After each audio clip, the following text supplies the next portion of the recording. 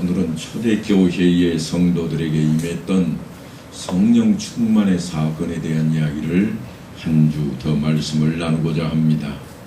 로마서 8장 9절에 보면 만일 너희 속에 하나님의 영이 거하시면 너희가 육신에 있지 아니하고 영에 있나니 누구든지 그리스도의 영이 없으면 그리스도의 사람이 아니라, 그렇게 사도 바울이 외치고 있습니다.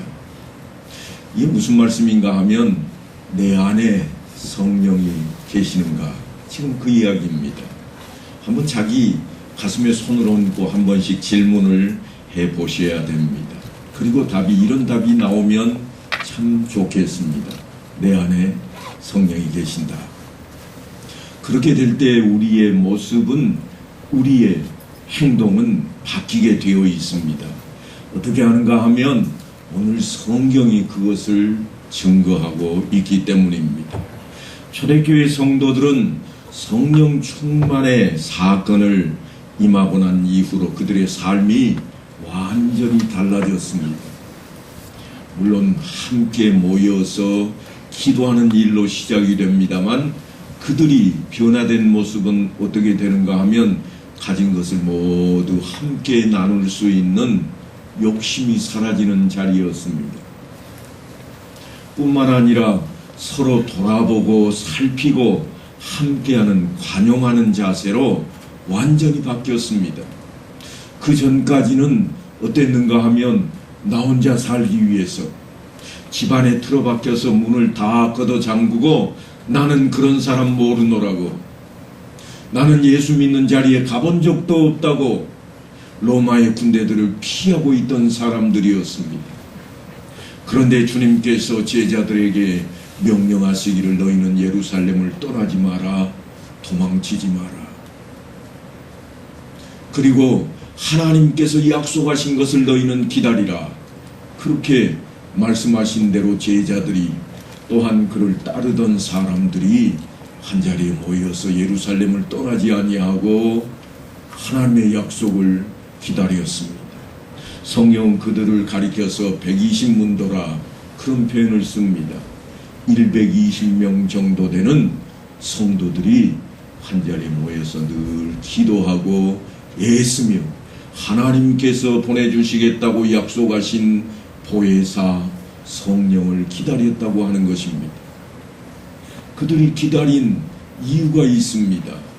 성령이 너희에게 임하시면 너희가 권능을 받고 이제로부터는 이곳뿐만 아니라 저 멀리 땅끝까지도 나가서 내 증인이 될 것이라 하신 주님의 말씀을 상기했기 때문입니다. 그런데 성령이 임하자 놀랍게도 우리가 지난 시간에 살펴본 것처럼 그들이 다 성령의 충만함을 받고 성령이 말하게 하심을 따라 다른 언어들로 말하기를 시작하니라 그랬습니다. 그러니까 우리가 흔히 생각하는 그 방언과는 조금 색다른, 차이가 있는 그런 방언을 하기 시작했다고 하는 것입니다. 성경을 여러분이 읽다 보시면 새로운 언어, 그러니까 우리가 세상에서 사용하지 않는 신령한 언어로 행하는 방언이 있다고 그랬습니다. 사마리아에서의 일이 그랬고 에베소 교회에서 일이 그랬습니다. 성령이 임하자 그들은 신령한 언어로 말을 하고 하나님께 기도했던 그런 기록들이 남아 있습니다. 하지만 오늘 성경에 등장하는 이 성령 충만한 사건을 통해서 드러나는 방언은 그것과는 조금 다른 것을 여러분이 이해를 하셔야 될 것입니다. 왜냐하면 지금 여기에서 말하고 있는 이 방언은 5절로부터 11절까지 잘 이야기해 주는 것처럼 다른 언어, 다시 말해서 외국어입니다. 신령한 언어가 아니라 사람들이 듣고 알아들을 수 있는 말로 하는 방언이 나타나고 있습니다.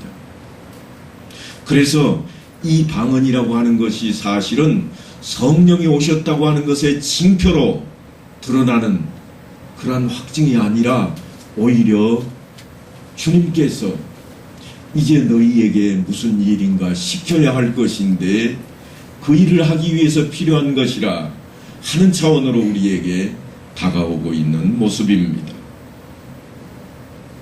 그래서 성령이 와 계시다는 표징이 아니라 주님께서 우리에게 뭔가 시키려고 하는 일이 있다고 하는 차원으로 그 마음을 가지고 오늘 본문을 대했으면 좋겠습니다. 오직 성령이 너희에게 임하시면 너희가 권능을 받고 예루살렘과 온 유대와 사마리아 땅끝까지 이르러 내 증인이 되리라. 이 말씀에서 너희가 권능을 받는다고 하는 것도 어떤 힘이 갑자기 생기고 어떤 능력이 갑자기 생겨서 놀라운 일을 행하는 것이라기보다는 하나님의 자녀가 되는 권세를 받았다고 하는 사실로 여러분에게 지난주에 말씀을 드려서 그 생각하는 폭을 조금 넓혀 놓았습니다. 그 넓어진 폭을 가지고 오늘 이 말씀을 대했으면 좋겠습니다. 그래서 너희에게 성령이 임하시면 권능을 받고 그래서 너희가 해야 할 일이 있는데 그 해야 할 일이 뭔가 하면 땅끝까지 이르러 내 증인이 되리라. 땅끝까지 이르러 내 증인이 되어야 할 것인데 지금 각지에 흩어져 있던 히브리 유대 민족의 후손들이 한자리에 다 모여 들어왔습니다.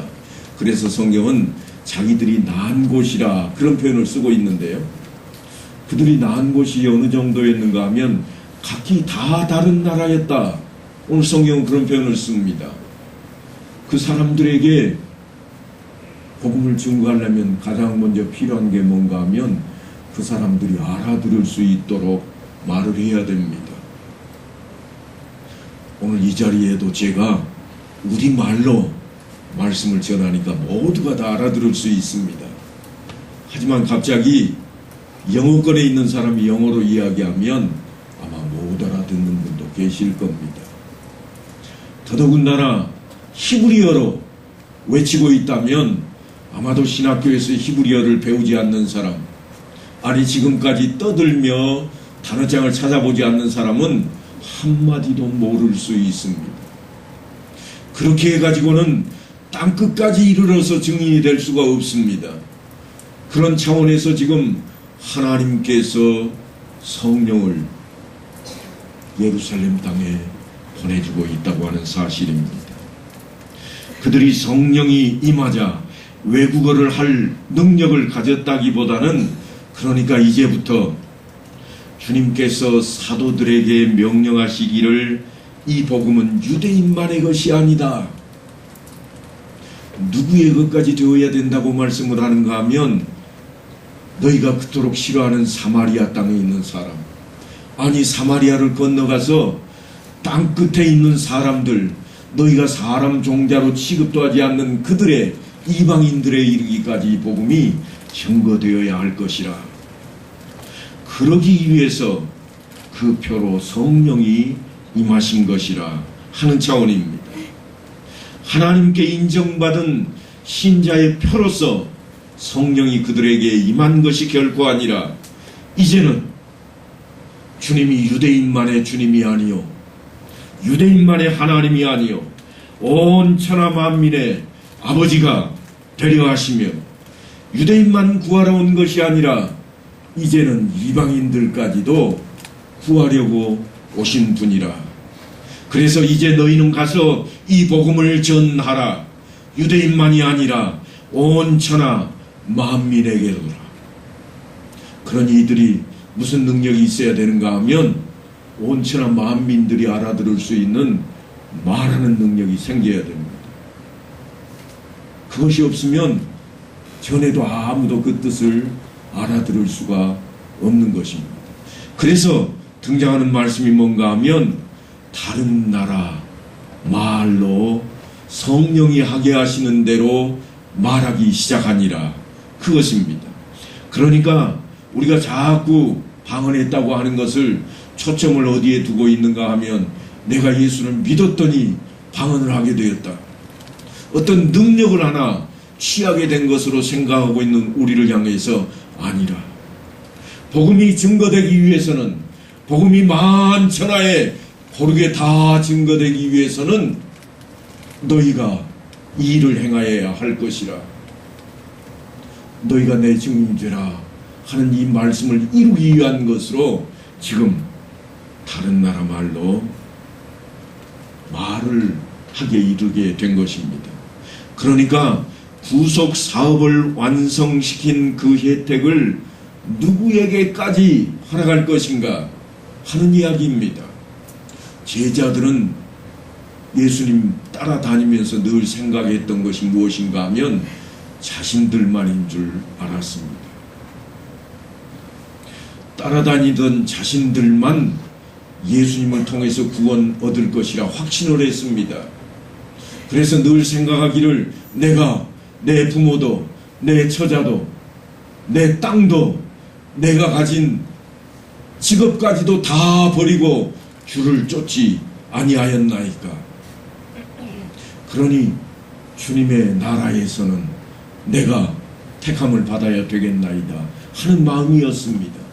아니 제자들의 어머니 가운데에는 치맛바람을 일으켜서 주님 그날이 이르거든 내 아들 하나는 당신 오른편에 다른 아들은 왼편에 좀 서게 해 주소서. 내가 이처럼 열심을 다하고 있지 않습니까? 주님이 하시고자 하는 일이라면 내가 발벗고 나섰습니다. 주님이 하시는 일이 잘 되게 하기 위해서 내가 하나님 앞에 날마다 기도하고 또 기도했습니다. 그러니 내 아들들 잘 되게 해 주옵소서. 바로 그런 마음이었습니다. 그런데 오히려 주님께서는 이제 무엇을 선포하고 있는가 하면 내가 너희의 구세주뿐만 아니라 만인의 구세주가 되려 하노라. 그것이 다름 아닌 사도행전 성령 강림 사건입니다.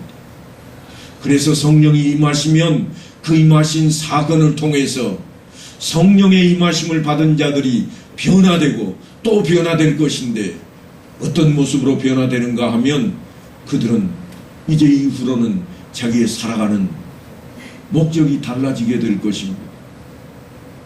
자기들이 추구하는 세계관이 달라지게 될 것입니다. 그래서 자기들이 살아오던 삶의 방식이 달라지고 자기들이 행하던 말의 습관이 달라지고 자기들이 행동하던 그 행동거지가 전혀 다른 모습으로 바뀌게 될 것이라고 하는 것입니다. 그래서 주님께서 요한복음 17장 18절에 말씀하시기를 아버지께서 나를 세상에 보내신 것 같이 나도 저희를 세상에 보내노라 하신 이 말씀에 대한 이루어진 그 확신으로 지금 성령이 임하자 그들이 완전히 바뀌게 된다고 하는 것입니다. 그러니까 오순절 성령 강림 사건을 여러분은 이제 그런 차원에서 받아들여야만 됩니다.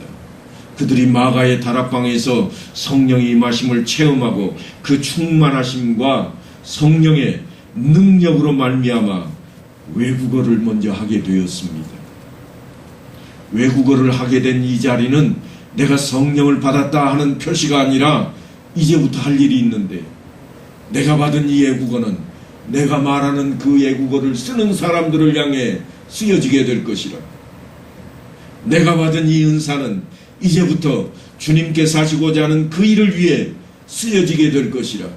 그러니 이제부터 내가 하는 일은 지금까지 내가 했던 일, 그 일이 아니라 주님께서 바라시고 원하시는 일, 하나님의 일을 행하게 될 것이라고 하는 것입니다.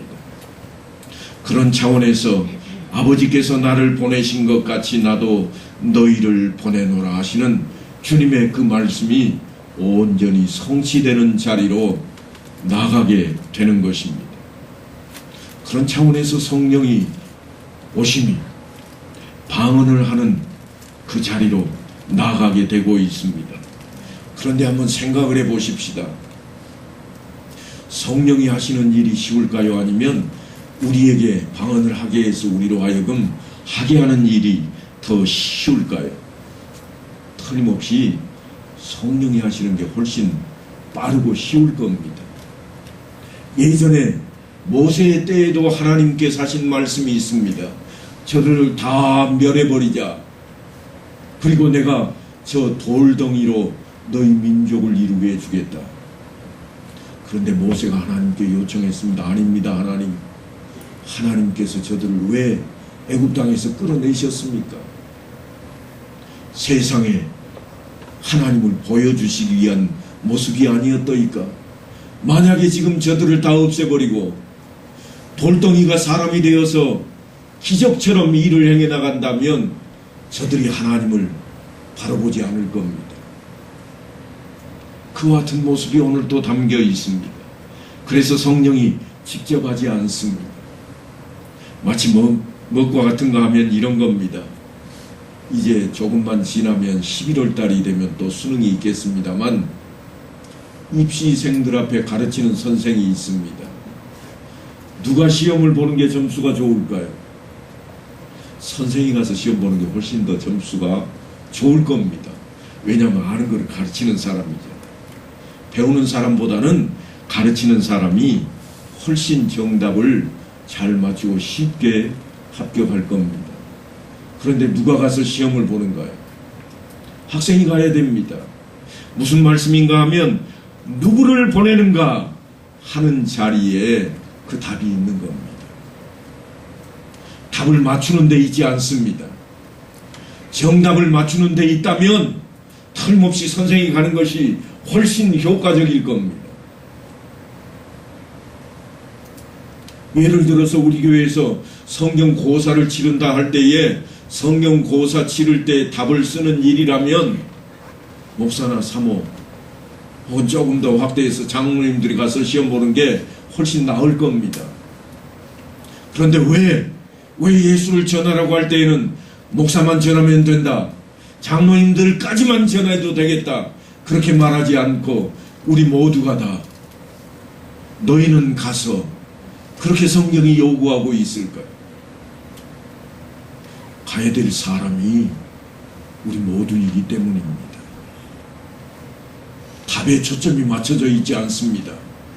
예수가 하나님이시라, 예수가 구세주라, 그 답에 초점이 있지 아니하고 누구를 보내서 이 말을 전하게 할 것인가, 누가 가서 전해야 할 것인가 하는데 그 초점이 있기에 나는 성경도 잘 모릅니다. 나는 기도하는 것도 썩 내보일만 하지 못합니다 하고 외치는 여러분일지라도 하나님께서 여러분을 택하시고 네가 가라, 네가 가야 되겠다, 그렇게 말씀을 하시는 겁니다. 그게 오늘 성령 강림 사건입니다. 초대교회 시대에만 있었던 일이 아니라 오늘날 예수를 믿는 이 자리에 하나님께서 왜 복음을 들고 나가 전하라고, 나는 배움도 적고 나는 교회 다닌 적도 별로 없는데도 불구하고 왜 예수를 내가 가서 전해야 된다고 하시는가? 그건 다른 게 아니라 우리 모두를 통해서 하나님이 하시고자 하는 일입니다. 성령께서 하신다면 무슨 외국어가 필요하겠습니까? 성령이 임해버리시면 마음이 뜨거워지고 깨닫게 되고 알게 되어버리는데 그냥 그 사람만 꽉 붙잡아버리면 끝나버릴 겁니다. 그럼에도 불구하고 사도들에게 성령이 임하시고 기도하는 자리에 모였던 성도들에게 성령이 임하셔서 그들로 하여금 다른 사람들이 하는 말까지 하게 하는 놀라운 일을 펼치는 일이 무엇인가 하면 그들이 이제 예수 믿었더니 외국어 하게 되었다 하는데 초점이 있는 게 아니라 너희는 가야 되겠다. 시험장입니다. 해보았느냐? 예, 해봤습니다. 아, 내가 저 스페인 사람한테 말을 했더니 그들이 알아먹대요? 아, 나는 말을 했는데 저 까무죽죽한 아프리카 사람들이 내 말을 알아듣대요. 그래서 어쩌라는 거예요? 그래, 너는 그리 가라. 너희는 그리로 가라. 지금 그게 시험장으로 오늘 성령 강림의 사건이 일어나고 그 자리에 모여있던 사람들에게 그들이 나은 곳의 언어로 들려지게 하고 있는 겁니다. 그 일을 이루시겠다는 겁니다. 땅끝까지 이르러 내 증인이 되리라. 아멘. 그리하옵소서. 내가 가리이다. 왜냐하면 해봤잖아요. 겪어봤습니다. 내가 말했는데 이 사람들이 알아듣대요. 그래, 너는 그리로 가라. 자신감을 심어주고 계십니다. 한번 곰곰이 생각해 보세요. 여러분, 어느 날 나는 선교하고 싶다. 그래서 갑자기 일어나가지고 아프리카 땅에 가가지고 예수 믿으세요. 그러면 뭐라고 그럴까요? 저 사람 누구야? 뭐하는 사람이지? 어느 나라 사람일까? 궁금해는 할지 모르지만 한마디도 알아들을 수가 없습니다. 그래서 선교사들이 가장 먼저 하는 일이 뭔가 하면 현지 언어를 익히는 겁니다. 현지 언어를 익히고, 그래서 그 언어를 가지고 그들 앞에 가서 외치기 시작한다고 하는 것입니다. 성령이 너희에게 임하시면 너희가 권능을 받고 땅끝까지 이르러 내 증인이 되리라. 이 말씀이 거저 오는 게 아니에요. 마태복음 28장 18절로 19절을 보면 성령이 오셨으니까 성령이 우리에게 능력 주셔서 방언도 하고 전도하게 되었다 하는 그런 차원이 아닙니다. 하늘과 땅의 모든 권세를 내게 주셨으니 그러므로 너희는 가서 모든 족속으로 제자를 삼아 아버지와 아들과 성령의 이름으로 세례를 주고 끝나는 게 아니에요. 내게 배운 것을 다 가르쳐 지키게 하라.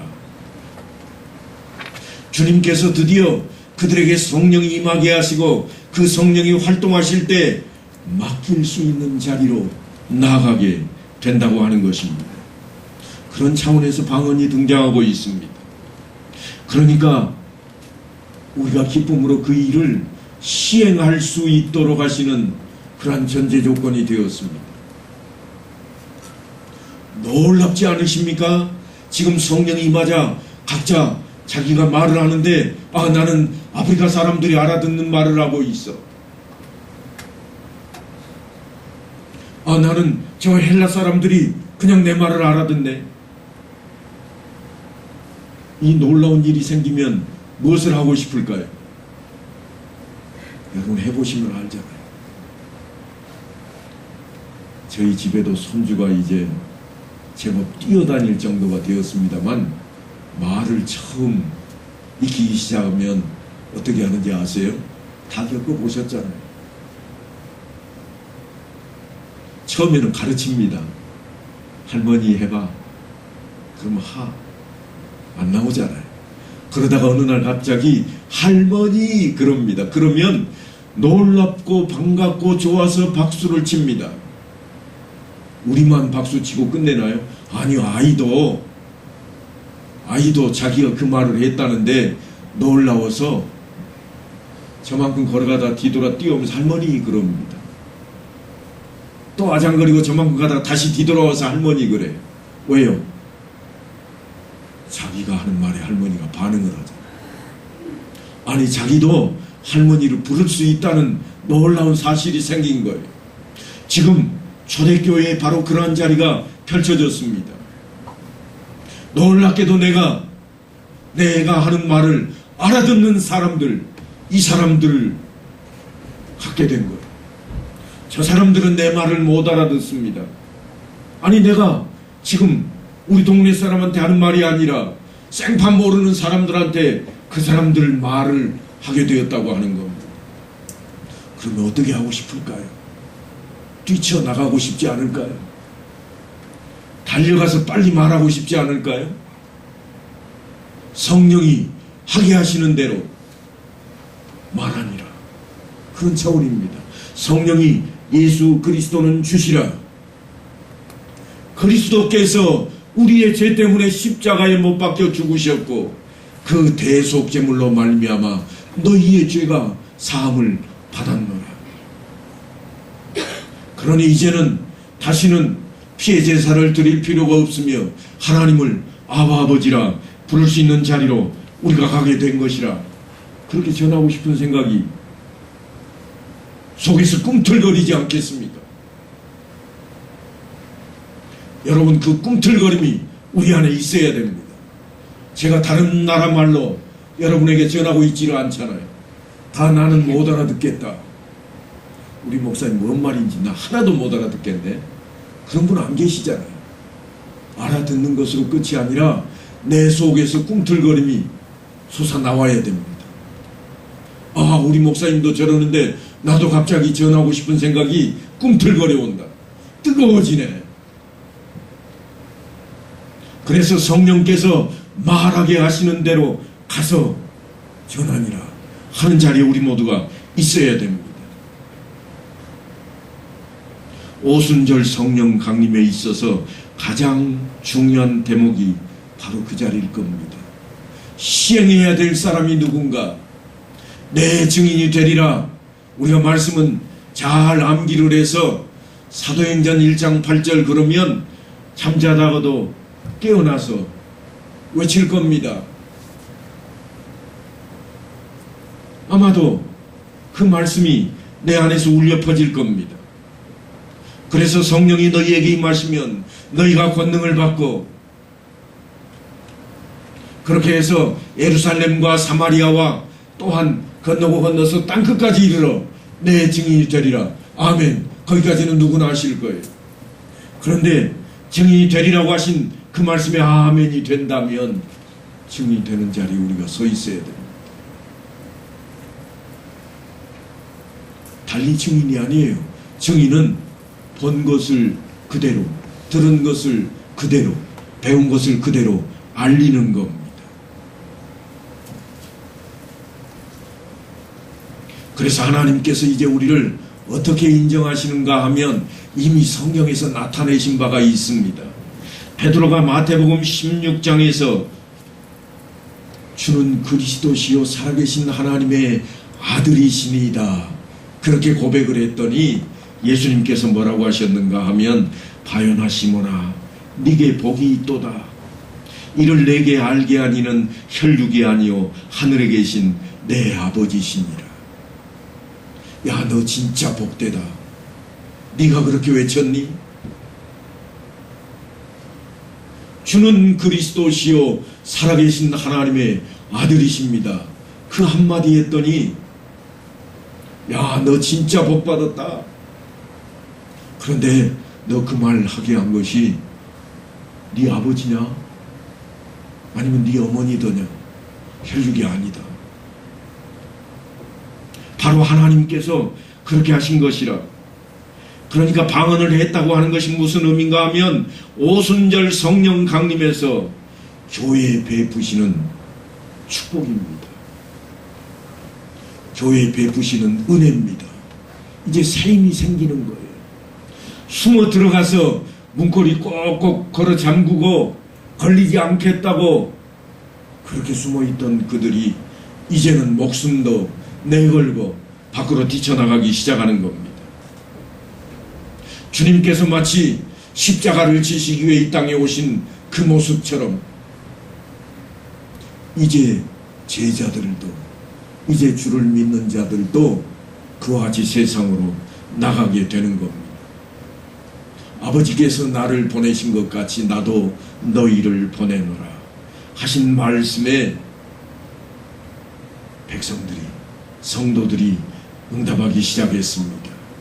그래서 성령이 말하게 하심을 따라 다른 언어들로 말하기 시작했고 그 언어들이 그들에게 힘을 주었습니다. 그런데 성령 충만이라고 하는 것이 무엇인가 우리는 좀 이해를 해야 됩니다. 에스겔서 47장을 보면 성전에서 흘러나오는 물이 발목에 처음에는 잠기게 만들더니 점점 무릎까지 올라오고 허리까지 차더니 나중에는 사람이 능히 건너지 못할 강이 되었다, 그런 표현을 쓰고 있습니다. 사람이 건널 수 없는 강물이 되었다. 건널 수 없다, 그 말은 사람으로서는 할 수 없다는 표현입니다. 무슨 말씀인가 하면 사람이 할 수 있다고 하는 것을 온전히 내려놓아야 된다는 겁니다. 발목에 찰 때는 까짓것 걷어붙이고 내가 걸어가면 되지 신발만 벗어두면 될 것 아닌가? 조금만 힘쓰면 되겠다는 겁니다. 무릎까지 차오르면 그래도 이 정도는 걸을 수 있어, 해볼 수 있어. 가슴까지 되면요, 조금 힘들기는 하지만 그래도 내가 끝까지 해낼 거야. 자기 생각을 붙잡고 있습니다. 하지만 머리가 쏙 들어갈 정도가 되고 완전히 큰 강물을 이루게 되면 다들 아이고 이제는 안 되겠네. 그때는 어떻게 해야 될까요? 자기 힘으로 더 이상 안 되는 겁니다. 강물의 뒤덮임입니다. 이게 성령 충만함이에요. 성령이 내 안에 와 계신다고 나는 세례 받았으니까 성령이 와 계실 거야. 그럼에도 불구하고 내 멋대로 내 뜻대로 다 하는 사람은 아직 발목까지밖에 잠기지 않은 상태입니다. 온전히 맡기지 못하고 있습니다. 온전히 맡기면 어떻게 될 것인가? 2장에 보니까 놀라운 모습으로 우리에게 증거하고 있습니다. 첫째로 큰 일이 일어날 것을 이야기합니다. 우리가 다 우리의 각 언어로 하나님의 큰 일을 말함을 듣는도다. 큰 일이 저희에게 임하기 시작합니다. 성령 충만함이 펼쳐지게 되자 불의 혀 같은 것이 저들 눈에 보이고 뜨거움이 저들에게 다가오더니 그들이 변했다고 하는 겁니다. 어떻게 변했는가 하면 기탄 없이 막힘없이 그들이 외쳐대기 시작했습니다. 원래는 학문이 없는 갈릴리 사람들, 배사람들인 줄 알았더니 저들이 외국말까지 스스럼 없이 하고 있습니다. 그저 일개국어를 하는 게 아니라 이쪽 사람들에게는 이쪽 말로, 저쪽 사람에게는 저쪽 말로 각 나라에서 각지에서 쏟아져 나온 사람들에게 다 그 말로 행하고 있다고 하는 겁니다. 더군다나 무섭고 두려워서 문을 걸어 잠그고 골방 속에 숨어있던 자들이었습니다.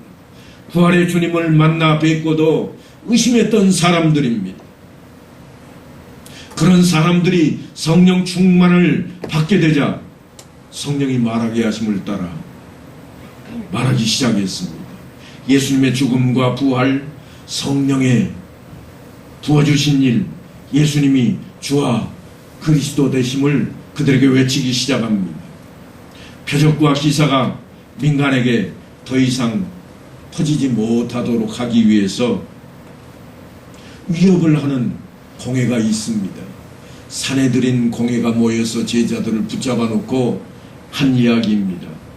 그때 베드로와 요한이 당당하게 일어서서 외칩니다. 하나님 앞에서 너희 말을 듣는 것이 하나님 말씀을 듣는 것보다 옳은가 판단하라. 우리는 보고 들은 것을 말하지 아니할 수 없노라. 더 이상 두려움이 없습니다. 그리고 방언과 기적이 나타나기 시작합니다. 성령이 말하게 하심을 따라 다른 방언으로 말했더니 다 알아듣기 시작했습니다. 세계 각처에서 흩어져 있던 유대인들이 오순절을 맞아서 그 절기를 지키려고 예루살렘으로 와 있습니다. 그런데 그들이 각기 태어난 곳 방언으로 듣기 시작한 겁니다. 뿐만이 아닙니다. 놀라운 일들이 벌어집니다. 성전 미문 앞에 앉아있던 안전뱅이가 일어나서 춤을 춥니다. 걷기도 하고 뛰기도 합니다. 기도를 마치고 나니 모인 곳이 진동했습니다.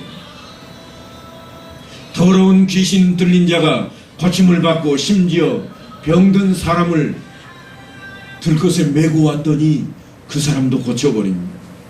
그렇게 되자 어떤 일이 벌어지는가 하면 소동이 일기 시작합니다. 긍정적인 모습이 회중들 안에서 일어나기 시작했다고 하는 겁니다.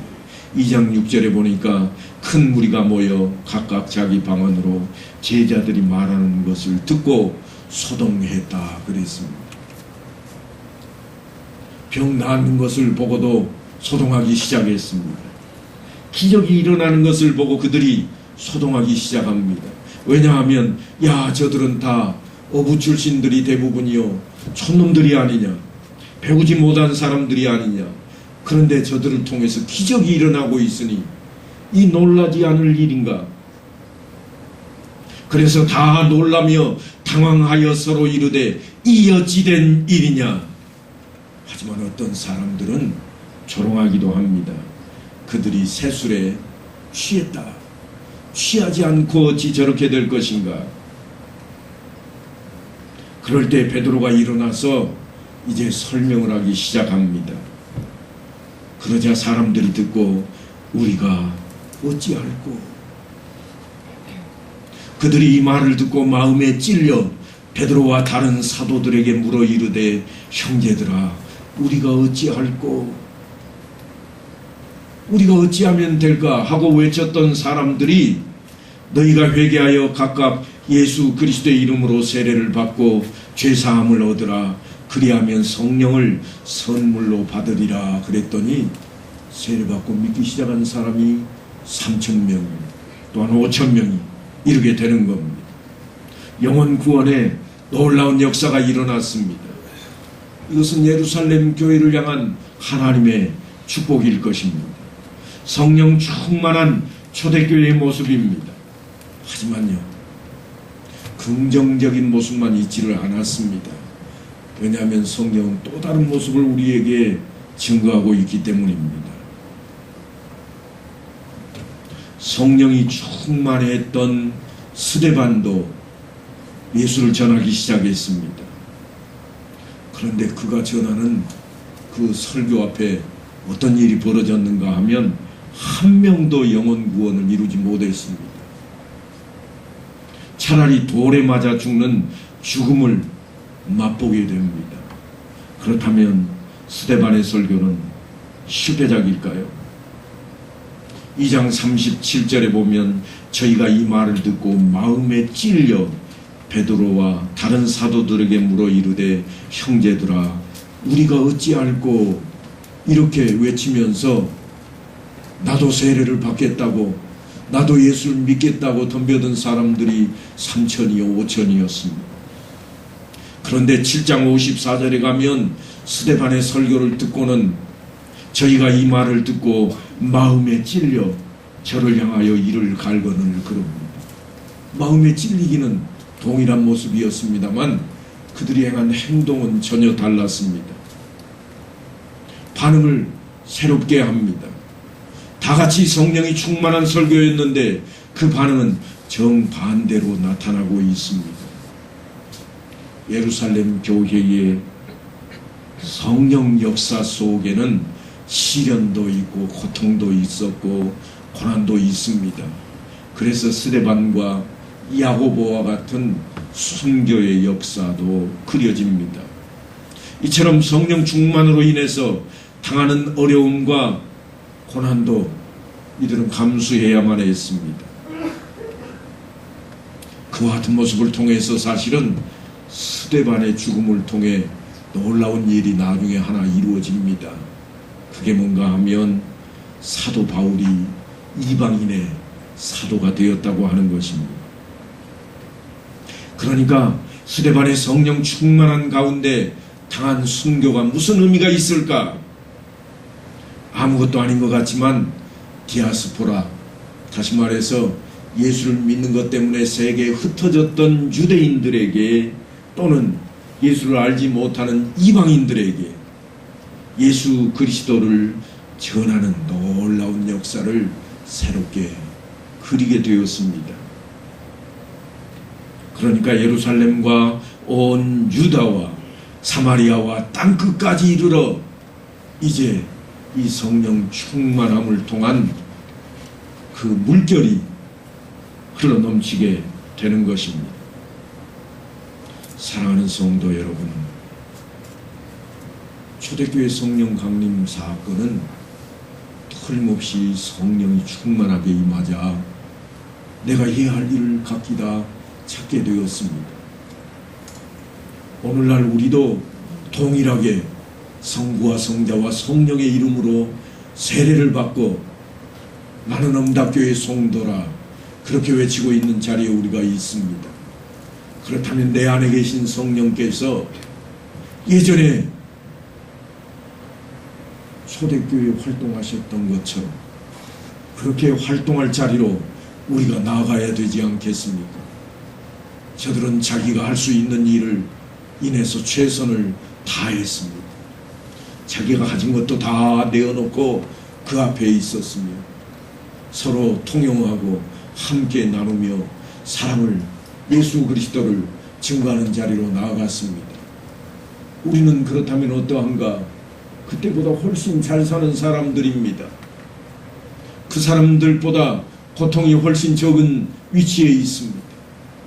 그 사람들보다 훨씬 많은 지식을 가지고 있습니다. 그럼에도 불구하고 우리는 늘상 들어앉아 있는 우물한 개구리가 되어가고 있습니다.